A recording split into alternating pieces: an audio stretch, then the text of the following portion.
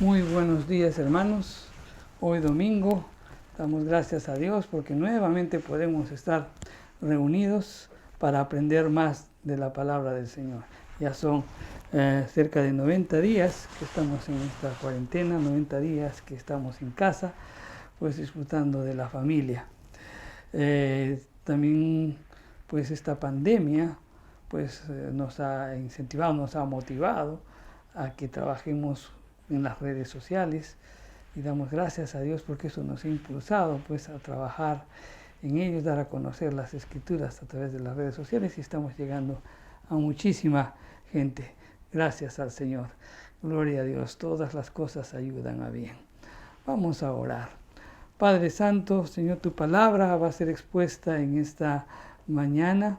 Señor, pues que tu palabra llegue a lo más profundo de nuestro corazón, que permita que podamos atesorarla, que podamos guardarla, pero no solamente ello, sino que, pues, Señor, demos fruto de arrepentimiento, demos fruto a través de nuestra vida, Señor, para que todos puedan contemplar que tú vives en nosotros y que todos puedan contemplar que también eres un Dios santo que renueva, que transforma, que pues edifica la vida de las personas. Gracias, Señor, pues enseñoréate en todo lo que hagamos en esta mañana y que el propósito principal de este mensaje sea exaltar tu santo y bendito nombre. En el nombre de Jesús oramos. Amén y amén. Bien, hermanos, vamos a tratar en esta mañana, o vamos a continuar, pues predicando sobre la oración de Jesús. Hace 15 días estuvimos tocando la primera parte. Hoy vamos a hablar sobre la oración de Jesús relacionado con sus discípulos. Para ubicarnos en el tema, vamos a recordar un poco sobre lo que conversamos la semana anterior, en donde mencionamos que esta oración de Jesús era conocida como la oración sacerdotal, otros era conocida como la gran oración de Jesús, otros como la oración no contestada de Jesús, ¿no? por muchas cosas que vamos a conversar también en el próximo mensaje. Pero esta oración pues tiene 3 bloques bien definidos. Los primeros 8 versículos habla sobre la oración que Jesús hace sobre él mismo. Desde el verso 9 al 19 Jesús ora por sus discípulos y desde el 20 al 26 vemos que Jesús ora por los creyentes y ahí estamos incluidos tú y yo. Entonces hoy vamos a ver la segunda parte, la oración que Jesús hace por sus discípulos y vamos a leerlo. Yo ruego por ellos, no ruego por el mundo, sino por los que me diste, porque tuyos son. Y todo lo mío es tuyo, y lo tuyo es mío. Y he sido glorificado en ellos. Y ya no estoy en el mundo, mas estos están en el mundo. Y yo voy a ti, Padre Santo, a los que me has dado, guárdalos en tu nombre, para que sean uno, así como nosotros. Cuando estaba con ellos en el mundo, yo los guardaba en tu nombre, y los que me diste, yo los guardé. Y ninguno de ellos se perdió, sino el hijo de perdición, para que la escritura se cumpliese. Pero ahora voy a ti y hablo esto en el mundo, para que tengan mi gozo cumplido en sí mismo. Yo les he dado tu palabra, y el mundo los aborreció, porque no son del mundo, como tampoco yo soy del mundo. No ruego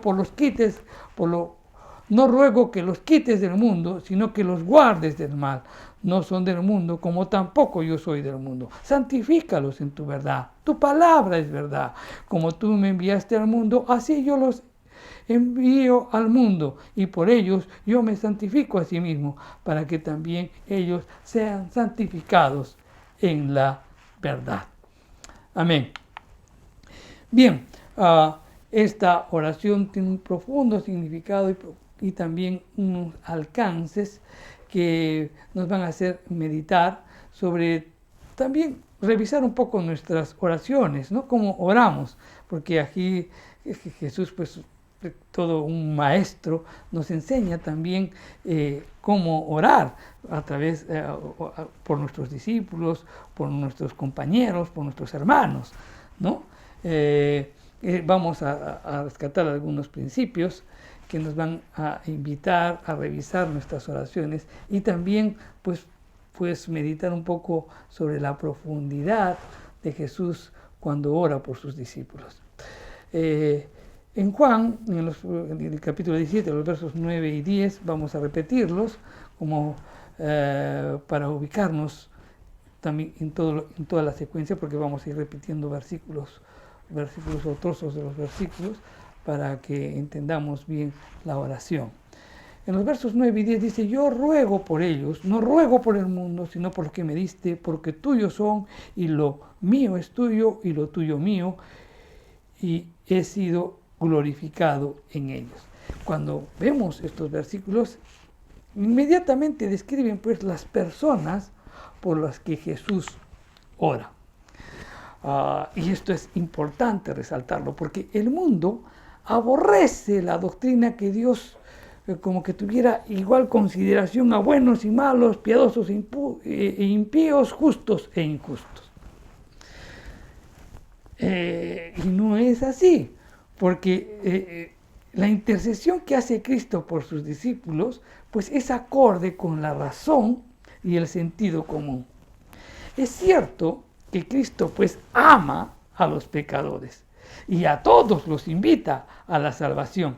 Es cierto que ama en forma muy especial pues también a un pueblo fiel, a quienes santifica y glorifica.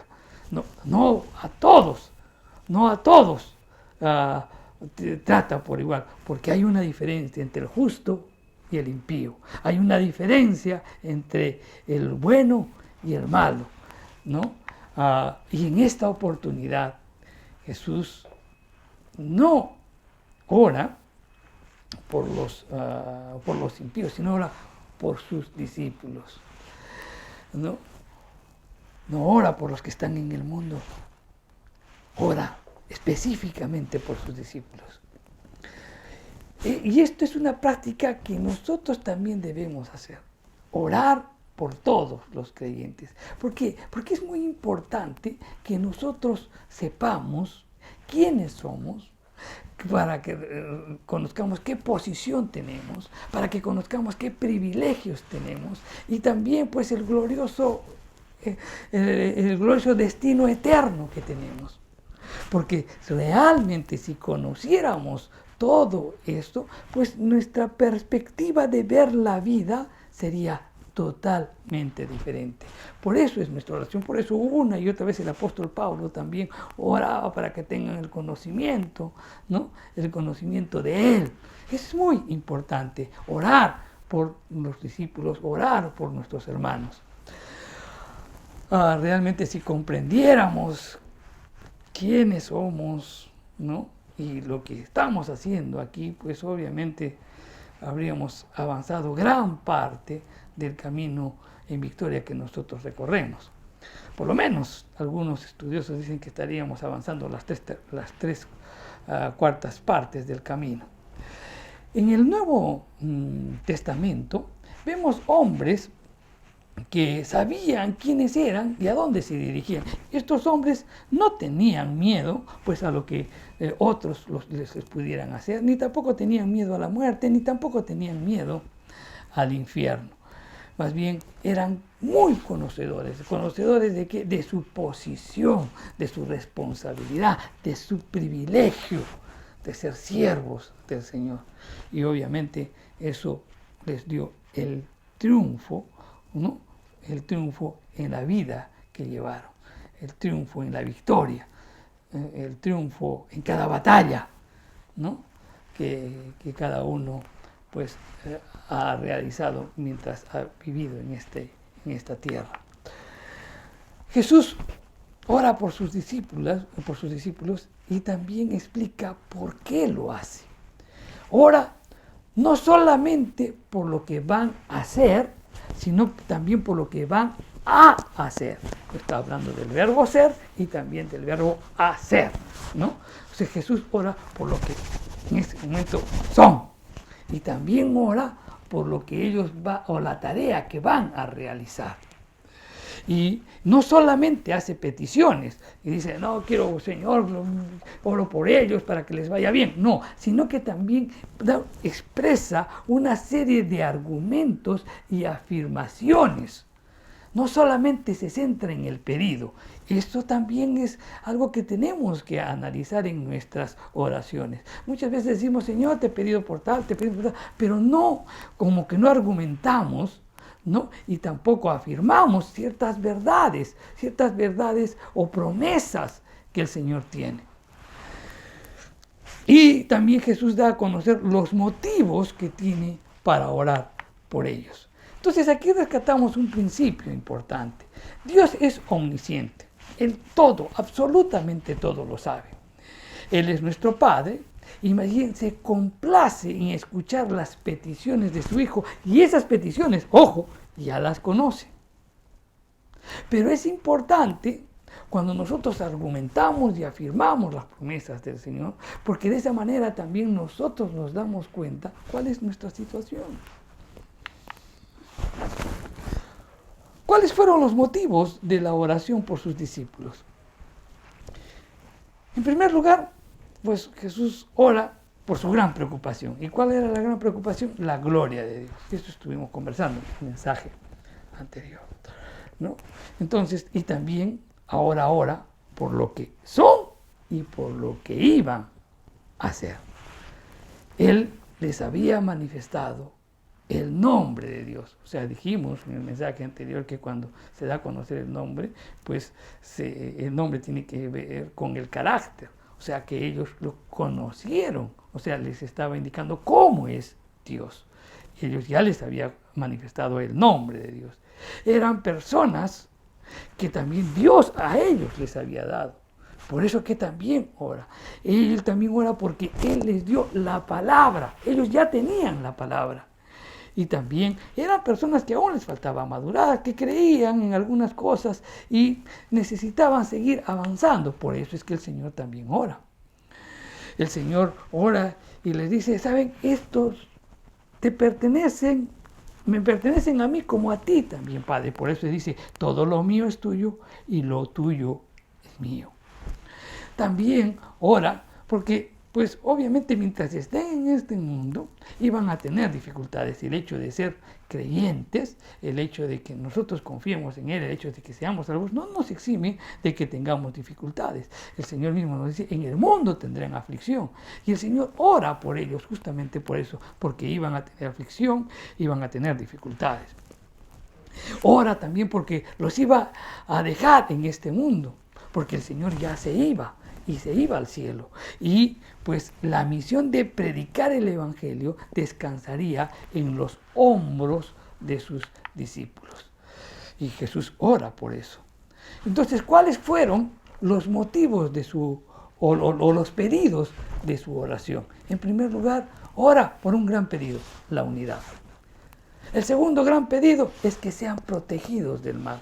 El tercero es para que el gozo del Señor sea cumplido en ellos.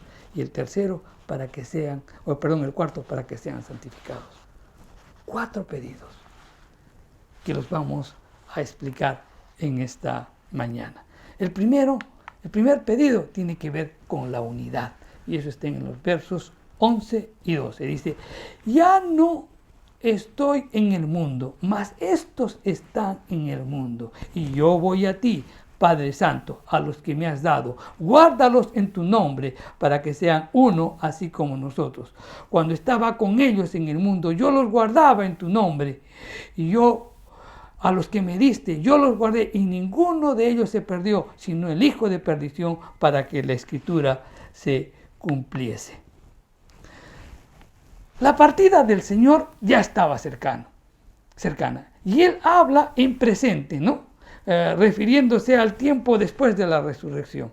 O sea, Él está hablando en presente, pero lo que iba a suceder después, porque Él iba a irse. Pero Él está hablando en presente como ya se hubiera ido. Había llegado, pues, la hora de la culminación de la obra que Él vino a realizar en este mundo. Él ya no estaría en el mundo, pero sus discípulos sí lo estarían. Y la tarea de ellos era salir al mundo, ¿no? Dar a conocer la palabra, dar a conocer el Evangelio. Y el Señor tenía que salir de este mundo. Ellos se quedaban y tenían que permanecer en el mundo. Por eso es que también ora.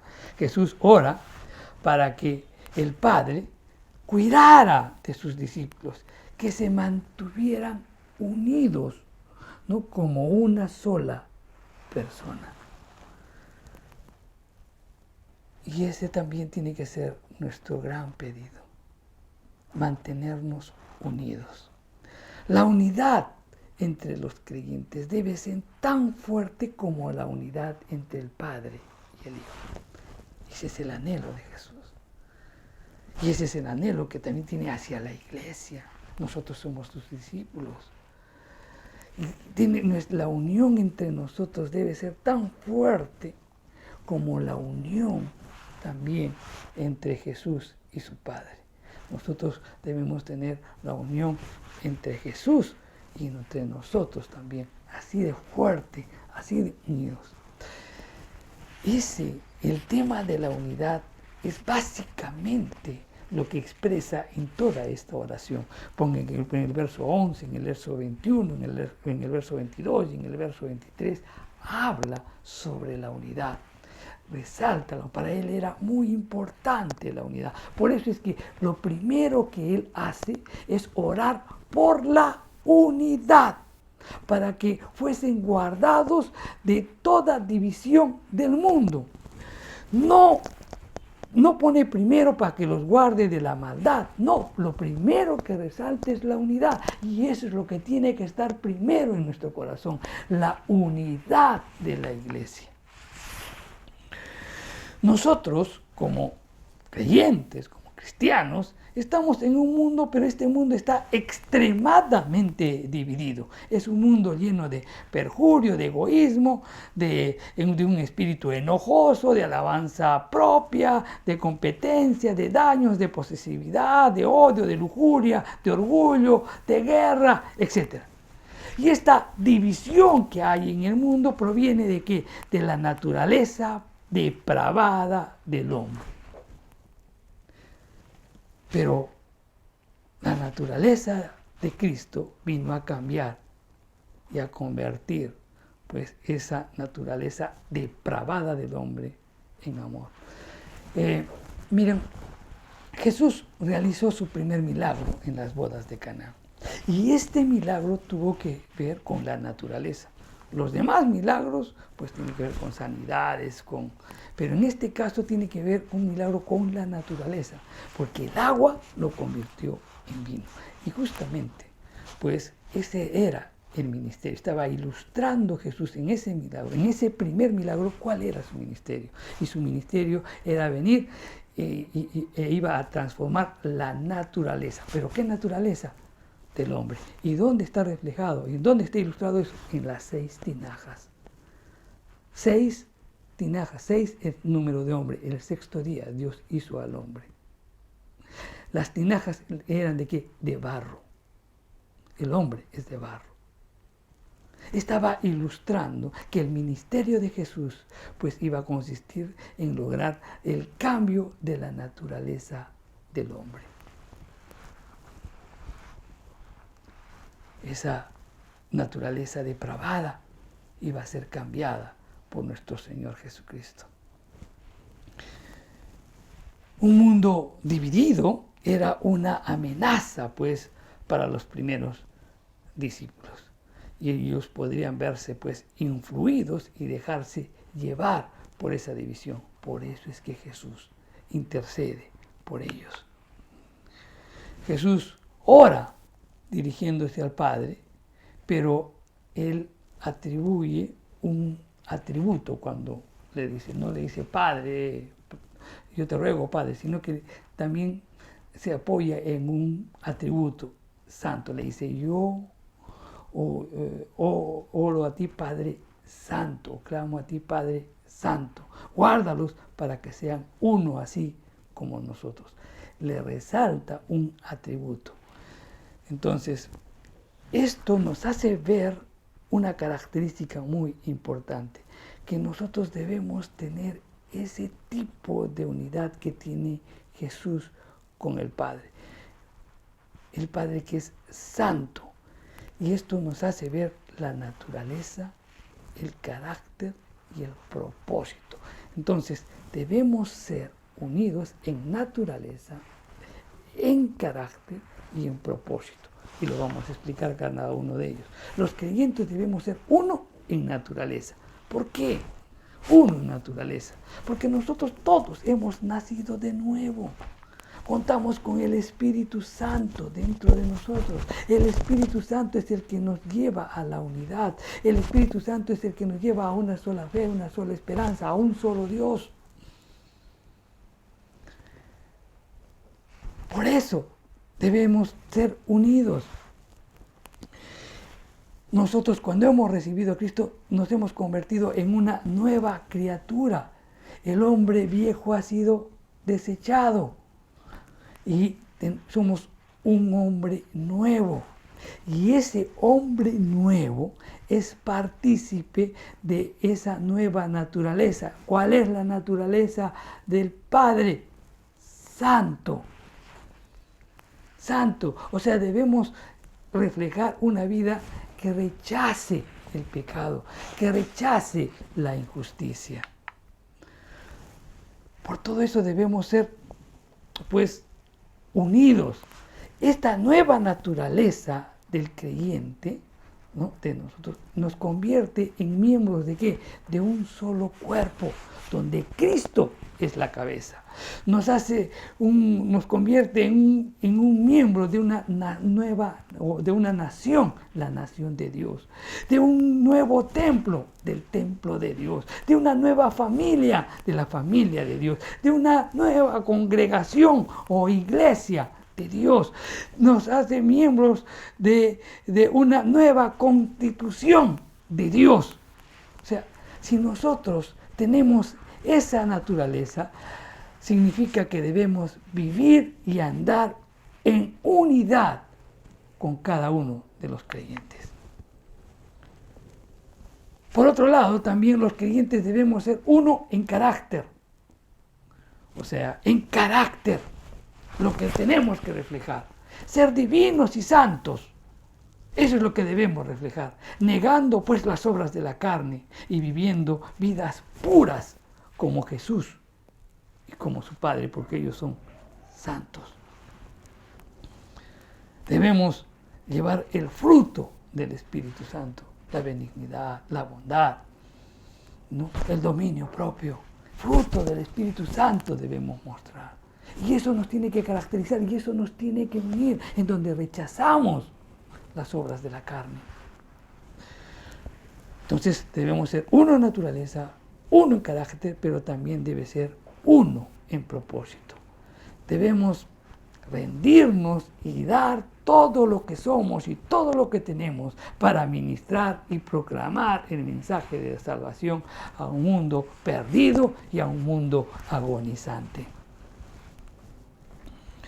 Este tiene que ser nuestro propósito. Debemos dar todo por la salvación del mundo, así como Jesús y el Padre dieron todo por la salvación del mundo. Y este es nuestro anhelo, poder llegar hacia las almas perdidas. Y ese es nuestro propósito, lo que nos tiene que mantener unidos a cada uno. Entonces la unidad tiene que ver con la naturaleza, tiene que ver con el carácter, tiene que ver con el propósito. Como cristianos, nosotros debemos estar separados del mundo. Entonces la pregunta es, ¿qué es pertenecer al mundo? Entonces yo me tengo que separar, estar en un cuarto. ¿A qué se refiere esto? Pablo lo define muy bien en la epístola de los Efesios. Vamos a leerlo en el capítulo 2, el verso del 1 al 3. Y dice, y Él os dio vida a vosotros cuando estabais muertos en vuestros delitos y pecados, en los cuales anduvisteis en otro tiempo, siguiendo la corriente de este mundo conforme al príncipe de la potestad del aire, el espíritu que ahora opera en los hijos de desobediencia, entre los cuales también todos nosotros tuvimos en otro tiempo y en los deseos de nuestra carne, haciendo la voluntad de la carne y de los pensamientos, y éramos por naturaleza hijos de ira, lo mismo que los demás. Cuando leemos todo esto, que de repente puedes decir, bueno, ¿a qué se está refiriendo? Mire, lo podemos sintetizar de una sola forma. ¿Qué es vivir en el mundo? ¿Qué es ser del mundo? Pues simplemente es vivir una vida, o es tener una vida pensada y vivida sin Dios. Una vida a espaldas de Dios. Es una actitud, pues, rechazando todo a Dios, rechazándonos a nosotros mismos, rechazando la vida y fijándonos más bien en lo que el mundo nos ofrece. Ser del mundo significa, pues, que estamos gobernados por la mentalidad, por la perspectiva y por los caminos del mundo en el que vivimos.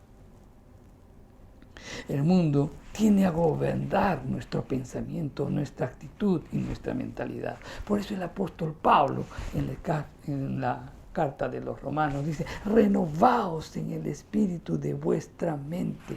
Y es que nuestra mente ha sido afectada, ha sido dañada cuando nosotros hemos vivido en esa vida espaldas de Dios, esa vida que hemos vivido sin Dios. Proclamábamos, decíamos Dios, pensábamos que estábamos con Dios, pero no, nuestra vida, nuestras acciones, pues nos decía que estábamos viviendo a espaldas de Dios. Y esa manera de pensar que nos ha afectado, que nos ha dañado, que nos separó de Dios, aún quiere gobernarnos.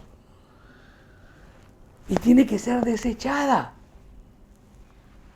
Quiere gobernar, pues, nuestros pensamientos, nuestra actitud, nuestra mentalidad. El que está en el mundo, pues, su pensamiento está, pues, limitado a lo visible, a lo terrenal. Solamente estamos pensando en tener cosas, viendo las cosas terrenales y no viendo las cosas celestiales. Mas el pensamiento del cristiano está gobernado por los principios bíblicos. El hombre que está en el mundo está completamente muerto a las cosas espirituales. Las cosas espirituales para él no tiene valor alguno. No le interesa conocer las Escrituras, no le interesa, pues, escuchar algún mensaje, no le interesa el amor hacia el prójimo, un amor desinteresado, un amor puro, porque ellos piensan que tienen amor, pero cuando ese amor es un amor distorsionado, porque es por conveniencia, no es un amor puro, sin buscar nada a cambio. En el que está en el mundo, vive para satisfacer los deseos de la carne, los deseos de los ojos y la vanagloria de la vida. El que está en el mundo solo vive para sí mismo y para su familia. No le interesa lo demás. Mientras él pueda tener dinero, mientras pueda tener paz, mientras pueda tener cosas, ¿qué le importa a los demás? No se preocupa por la aflicción, no se preocupa por las necesidades, no tiene empatía por aquellos que están pasando necesidad o desesperación, no se interesa por aquellos que están enfermos en drogadicción, en pornografía. No les interesa, solamente están basados en ellos mismos. En cambio, la vida del cristiano se basa en Dios. Las cosas en esta vida y en este mundo se basan, pues, en la palabra de Dios. Y él está seguro y plenamente convencido que es un peregrino y un extranjero en este mundo, porque nosotros estamos de paso. Si eres un peregrino es porque estás de paso. Eres extranjero, porque nuestra ciudadanía está en los cielos. Si eres peregrino y estás de paso, no te aferres pues a tener cosas. Si realmente Dios te bendice para que puedas tener pues propiedades en buena hora, pero eso no te puede atar. No te puede atar a que tú te fijes en las cosas terrenales y no en las cosas celestiales, porque ninguna de esas cosas te las vas a llevar. Ninguna.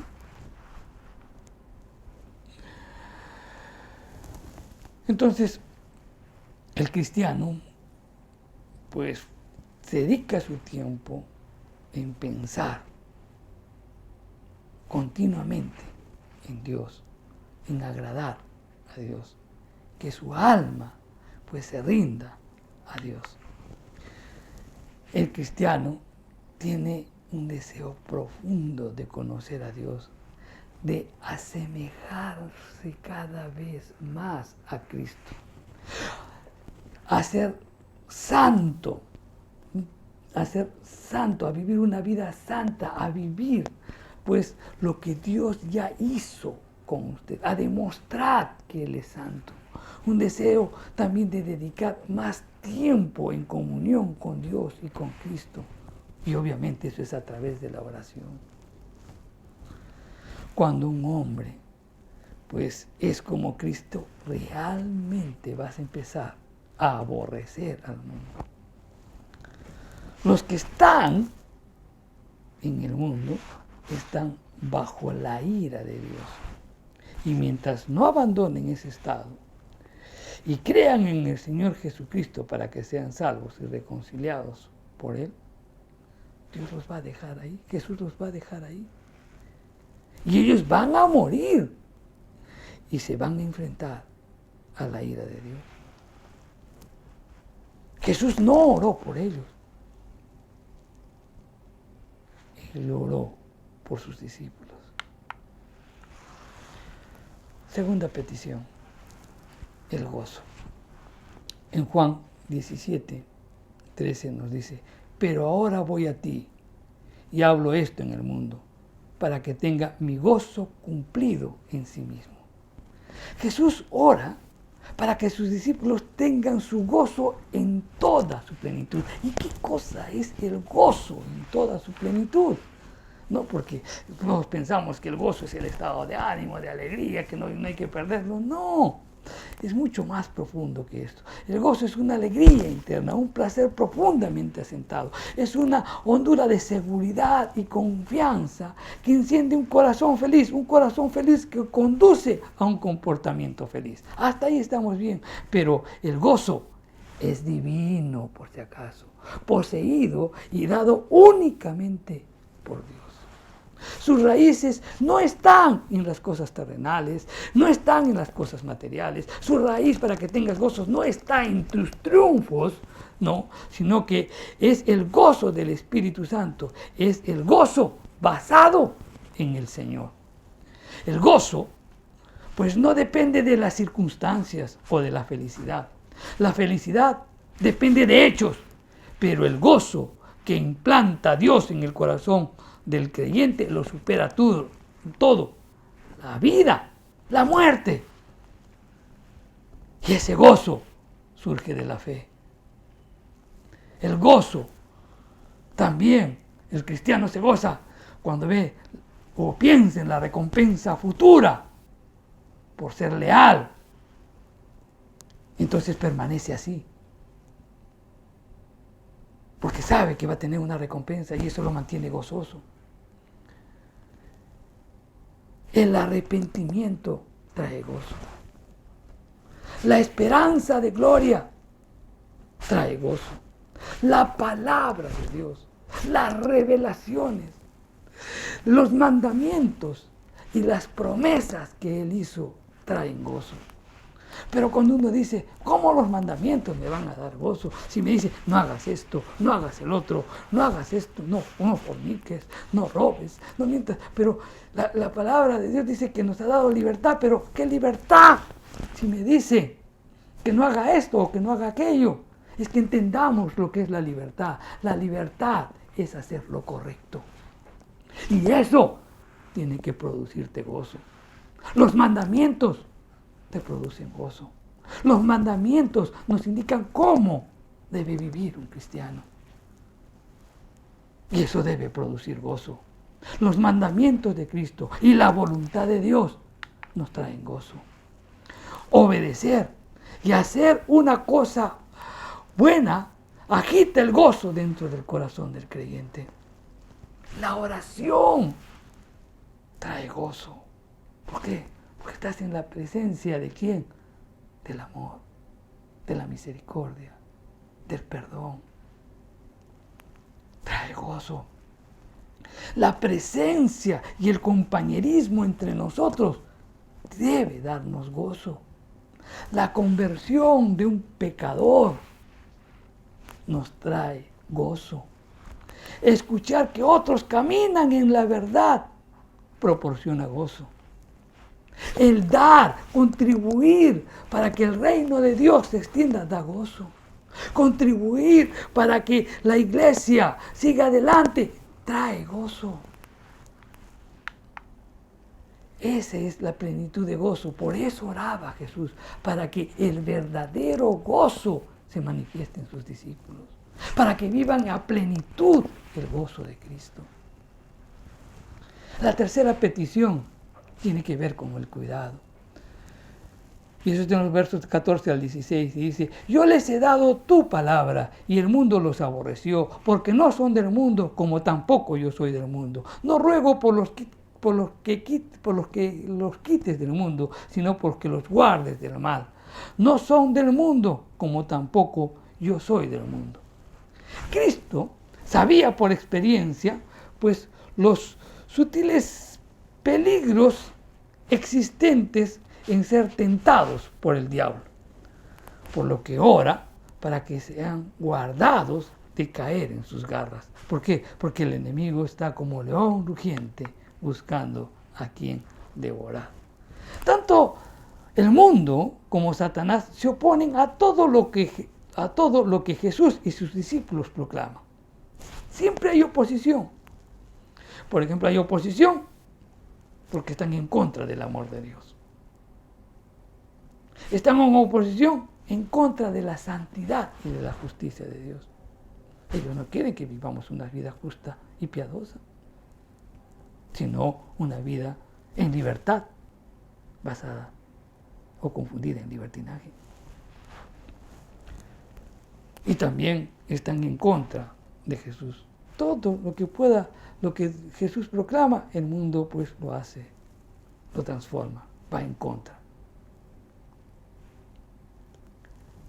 De las Escrituras, por ejemplo, nos hablan de que no hay que atentar contra la vida. Y sin embargo el mundo aprueba el aborto. Dios indica la perversidad, en la palabra de Dios está la perversidad del hombre. Cuando pues se acuestan hombre con hombre, mujer con hombre, mujer con mujer, o sea, de la homosexualidad, pero el mundo le quiere dar libertad. O sea, todo ello se opone a todo lo que Jesús ordena, aunque la palabra de Dios dice. Hubo 3 motivos por los cuales Jesús pide la protección de Dios a sus discípulos. En primer lugar, porque el mundo y Satanás los aborrecían. ¿Por qué aborrecían a los discípulos? Porque los discípulos tenían la palabra de Dios. Y si tú tienes la palabra de Dios, si tú proclamas la palabra de Dios, vas a ser un enemigo, pero así marcado, identificado contra Satanás, porque él no quiere que la palabra de Dios sea conocida. Creo que en algún momento les decía, ¿no? Cuando Cristo Jesús murió en la cruz, hubo una oscuridad profunda, y eso nos narra las Escrituras. Y es que el enemigo no quiere que el hombre vea la cruz, porque si ve la cruz y entiende la cruz, su vida cambia. Que tenga las Escrituras te vas a convertir en un enemigo muy peligroso. Y Satanás va a tratar de destruirte. Los discípulos no eran del mundo, Así como Jesús no era del mundo, por esa razón también oraba Jesús por sus discípulos, para que se mantengan firmes, para que los principios del mundo no gobiernen sus vidas. También oraba, pues, por sus discípulos, porque los discípulos eran necesarios que estén en el mundo. En una parte de las Escrituras dice, ¿quién? ¿Cómo se convertirán si no hay quien les predique? Por eso oraba, porque ellos iban a realizar esa labor. Y también oraba porque los discípulos eran de la misma naturaleza de Jesús. Una naturaleza que buscaba, pues, vivir una vida correcta, santa, agradable a la voluntad de Dios. Por eso Jesús oraba por sus discípulos. Cuarta petición tiene que ver con la santificación. En el verso 17, santifícalos en tu verdad, tu palabra es verdad. Como tú me enviaste al mundo, así yo los he enviado al mundo. Y por ellos yo me santifico a mí mismo, para que también ellos sean santificados en la verdad. Jesús oró para que Dios santificara a sus discípulos. Los discípulos pues deben ser santificados y deben ser santificados a través de la verdad de Dios. Entendamos bien esto. ¿Qué cosa es santificar? Es que tú seas santo, que te metas a un cuarto y que digas, no, yo soy santo y no quiero salir, no me quiero corromper, ¿no? O te vas a un monasterio y dices, no, así voy a vivir una vida en santidad. No es así. Porque para empezar, hasta con el pensamiento pecamos. Es que donde te vayas, ¿no? ¿Qué es santificar? Santificar es separar, dejar aparte. La primera vez que se utiliza la palabra santificar en el Génesis fue en la creación, cuando Dios santificó el sábado. O sea, santificó, reservó, separó ese día para un día especial. Y desde ahí, santificar, esta palabra comienza pues a Dios a separar cosas, ¿no? Cosas, por ejemplo, comienza a separar a un grupo de personas para que le sirvan, que eran los levitas y los sacerdotes. Comienza a separar los utensilios que se te iban a utilizar en el templo y cosas así. Él comienza a separar. Eso es santificar, separar, dejar aparte. Nos ha separado. Pero esta separación, en el caso del hombre, tiene 3 etapas. En primer lugar, hay una santificación inicial o posesional. ¿Cómo es esto? Es que cuando tú recibes a Cristo como tu Señor y Salvador, tus pecados son perdonados. Y en ese momento Dios te declara santo, reservado para Él, libre de pecado. Esa es la posesional. Es la posesional, o sea, Dios te ha declarado santo. Por eso es que una y otra vez les digo, o sea, tú obedeces las Escrituras no para ser más santo, no, porque ya Dios te ha declarado santo, sino que tú obedeces las Escrituras, ¿para qué? Para demostrar lo que Dios ya hizo contigo. Te declaró santo, perdonado de tus pecados y reservado para Él. Ahora bien, esa santificación también es progresiva. ¿Por qué? Porque obviamente cuando nosotros hemos estado viviendo una vida a espaldas de Dios, pues nuestra mente, nuestro modo de actuar ha sido afectado. Y esto pues es una lucha que tenemos continuamente, porque tenemos una nueva naturaleza, esa naturaleza que nos hace vivir una vida correcta, una vida justa, una vida santa, y tenemos pues la naturaleza pecaminosa que quiere volver a querer gobernar nuestra vida, y todo es un proceso. Entonces ese proceso nos va a durar toda la vida. Y la tercera etapa es la santificación eterna, cuando nosotros estemos en la presencia del Señor, y ahí pues alcanzaremos la plenitud de la santidad, porque ahí, así como estamos, no podemos ir. Necesitamos ser transformados y que el Espíritu Santo complete la obra en nosotros para poder estar ahí. Entonces, los discípulos deberían ser separados para Dios a través de su verdad. ¿Y qué es su verdad? La palabra de Dios. Entonces, ¿pero por qué los discípulos tienen que ser separados por la palabra de Dios? En primer lugar, porque estaban siendo enviados al mundo, al igual que Jesús vino y fue enviado a este mundo. Jesús vino, dejó toda la eternidad y vino a este mundo. Igualmente, pues los discípulos iban a ir al mundo. Por eso es que tenían que ser santificados en la verdad, santificados en la palabra, porque en el mundo se iban a enfrentar a un mundo hostil y lo que los iba a mantener era la palabra de Dios. La santificación, pues, también era importante que los discípulos sean santificados en la palabra. ¿Por qué? Porque la santificación es la forma de salvación elegida para alcanzar el mundo. ¿Cómo es esto? Y es que la mejor forma de evangelizar, la mejor forma de predicar la salvación es a través de tu vida. Si tú muestras una vida correcta, una vida justa, una vida gobernada por el poder del Espíritu Santo, entonces eso va a influir a otras personas, en donde no solamente va a ser teoría la salvación, no solamente va a ser teoría el que se exprese que existe un Dios santo, sino que otras personas mirarán en ti lo que Él hizo. Y es la mejor forma de evangelizar.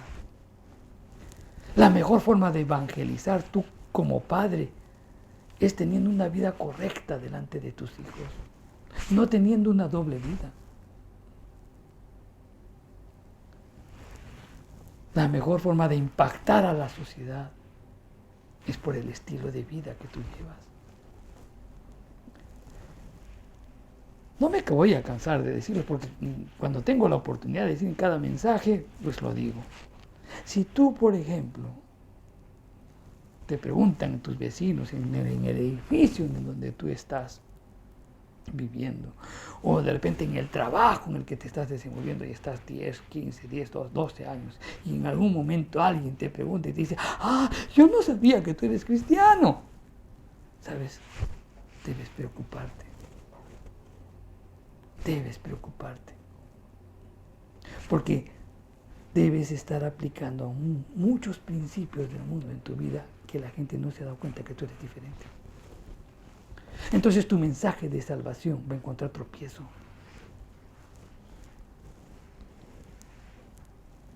No van a poder ver la naturaleza y el carácter y el propósito de Dios en tu vida.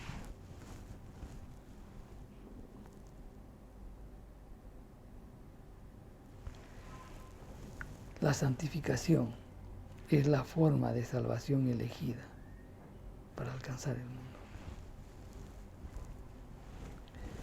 Entonces, es por medio del estudio y la práctica de la palabra de Dios que los creyentes son separados para Dios. Por eso es que debemos estudiar, por eso es que debemos indagar, escudriñar las Escrituras, porque ahí Dios está hablando a nuestro corazón. Siempre les digo, el modo como podemos leer, cuando decimos muchas veces, hay que leer las Escrituras, y todos dicen, ya he leído el primer capítulo, ya he leído el segundo capítulo, ya he leído tal libro, ya he leído. Pero no se trata de eso, se trata de que tú lo apliques a tu vida. Y les he dado muchos ejemplos muchas veces, pero ahora lo repito porque ahora estamos en las redes sociales también. Cuando tú, por ejemplo, lees y estás videando de que Abraham pues le dice a su esposa, oye, si preguntan los de Egipto, ¿no? Si yo soy tu esposo, dile yo soy tu hermanito, no vas a que me maten. Entonces tú muchas veces leemos eso y decimos, este Moisés, este Abraham, ¿no? ¿Qué tal vivo? ¿No? Muchas veces pensamos así. Pero la Escritura no se lee así. Lo que tú tienes que hacer es decir, wow, ¿y yo cuántas veces he actuado así? ¿Cuántas veces he hecho mentir a otras personas para yo quedar bien?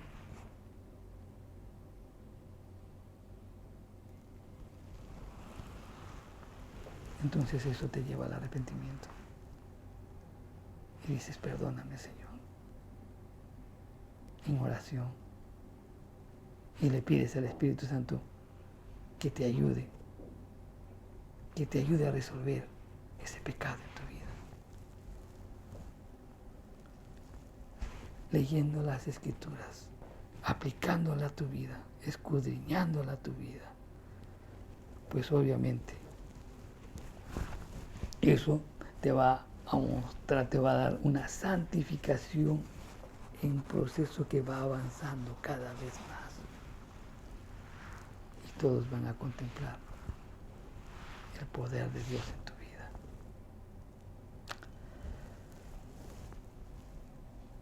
Dios quiera que en el mensaje de esta mañana Dios haya tocado tu corazón. Pero antes de terminar, aquellas personas que de repente aún no han tomado una decisión por Cristo, aquellas personas que piensan que están viviendo de la mano de Dios, pero tus actitudes, el modo como te desenvuelven, distan mucho de lo que tú piensas. Entonces es un momento de arrepentirse. Muchos hemos creído que hemos estado bien. Yo soy uno de ellos. Yo pensé que yo vivía una vida correcta. Pero realmente, cuando leí las Escrituras, me di cuenta de lo perverso que soy. Y le pedí al Señor que me ayude a cambiar. Y ese proceso de santificación todavía continúa. Hay muchas cosas que todavía tengo que acabar de renunciar, pero siempre da el primer paso. Y ese primer paso te invito a que lo hagas en esta mañana, en donde puedas abrir tu corazón y decirle al Señor, Señor, ¿qué pasa en mi vida? Quiero conocerte. Quiero conocer al verdadero Dios. Sé que necesito cambiar. Necesito conocerte. Necesito entender la obra de Cristo. Quiero que tú seas mi Señor, quien gobierne mi vida. Ayúdame a cambiar. Te necesito. Ayúdame a entender la obra de Cristo. ¿Por qué murió en la cruz? Aún yo no entiendo. Todos dicen que murió por nuestros pecados y yo lo creo. Pero quiero entenderlo. Para que seas mi Señor y Salvador. Ayúdame, Señor. Haz esa oración con tus propias palabras. Y vas a ver cómo tu vida comenzará a cambiar. Gracias, Padre Santo, por tu palabra. Gracias, Señor, porque hoy vemos la oración tuya, en donde lo primero que resaltas y lo primero que deseas y el anhelo de tu corazón es la unidad de la iglesia. Gracias, Señor. Haznos entender eso y que seamos realmente una iglesia unida. Que tu Espíritu Santo siga actuando en nuestras vidas. Que esa unidad sea en la naturaleza, en el carácter, en el propósito para el cual tú nos has llamado. Señor, que podamos vivir la plenitud de gozo que Jesús quiere que tengamos. Que realmente entendamos y vivamos ese gozo. También oramos. Siempre guárdanos y protégenos del mal, Señor. El mundo continuamente y el enemigo nos acecha. Fácilmente podemos caer. Necesitamos siempre de tu fortaleza. Señor, y hoy hemos comprendido que tú oras por la santidad, porque es el método elegido para poder llegar a los demás a través de nuestro estilo de vida. Ayúdanos, Señor, a que seamos buenos predicadores. Es decir, personas que vivan tu evangelio. Un evangelio vivido. Gracias, Señor. Todo esto te lo pedimos en el nombre de Jesús. Amén. Buenos días, hermanos. Que tengan un maravilloso día y una estupenda semana con la bendición, con la gracia de Dios. Nos vemos.